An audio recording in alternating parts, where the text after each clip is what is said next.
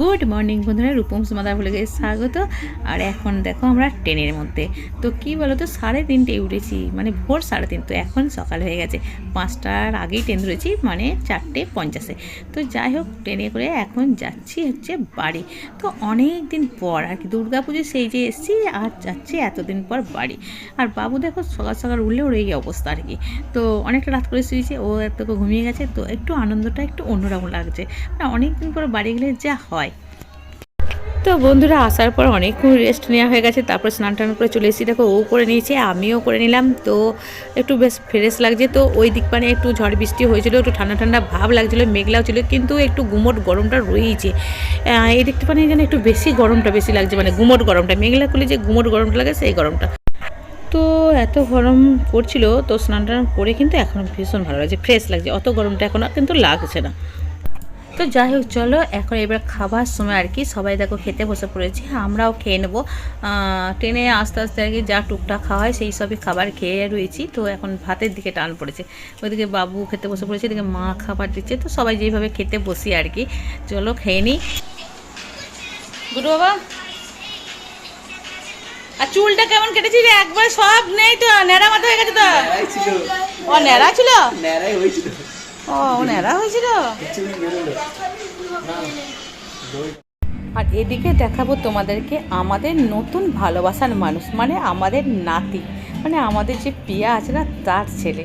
তো চলো, আর একে তোমাদেরকে দেখিয়ে দিলাম, আর এর পরে ক্রিয়াকলাপগুলো তোমাদেরকে দেখাবো। তো বাড়ি এখন আমাদের পুরো জমজমাট, তো জমজমাট হবেই। আর আমরা এসেছি তার কারণও একটা আছে, অনেক দিন তো আসেনি। আর বাড়িতে আছে একটা পুজো, যে রক্ষা মা কালীর পুজো হয়, সেই পুজোটা। তো তোমাদেরকে সেই পুজোটা শেয়ার করেছি আগের বারেও, এবারেও করবো।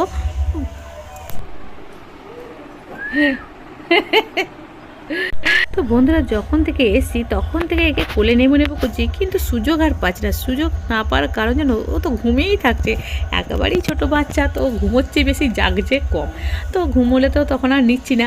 আর তো এই সময় সুযোগ পেয়েছি আর কি, মানে একদম পুরোপুরি জেগেছে, দেখো তাকিয়েছে। তো পিন্টু একটু নিয়েছে, আমিও একটু নেব, তো তারপরে করবো আমরা রেস্ট।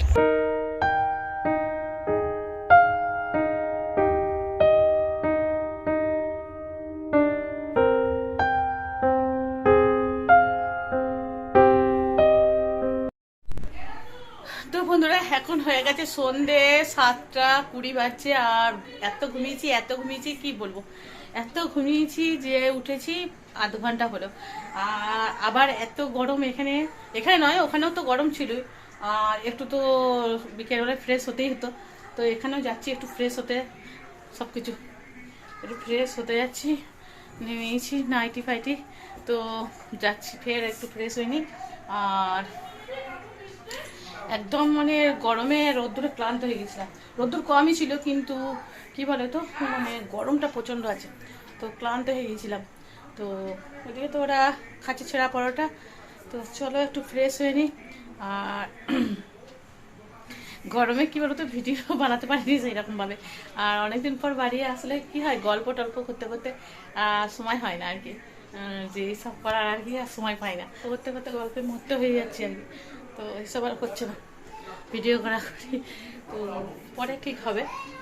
চলো একটু, আর সবাই গল্প করছে, পিন্টু আছে বাইরে ওইদিকে। তো এই দেখো এইখানে গল্প জুড়েছে এরা।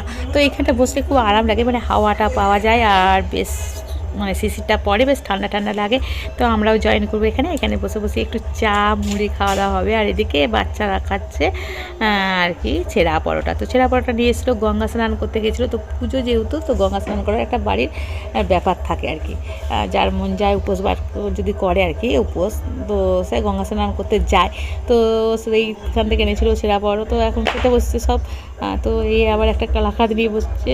তো এরা খাওয়া দাওয়া করুক, আর ওদিকে আমরা খাবো চা। তো চলো বন্ধুরা, আজকের মতন এইটুকু, মানে ছোট্ট একটা ব্লগ দিলাম, তো পরে পরে ব্লগ আসবে। তো আজকের মতন এইটুকুই, বাই বাই।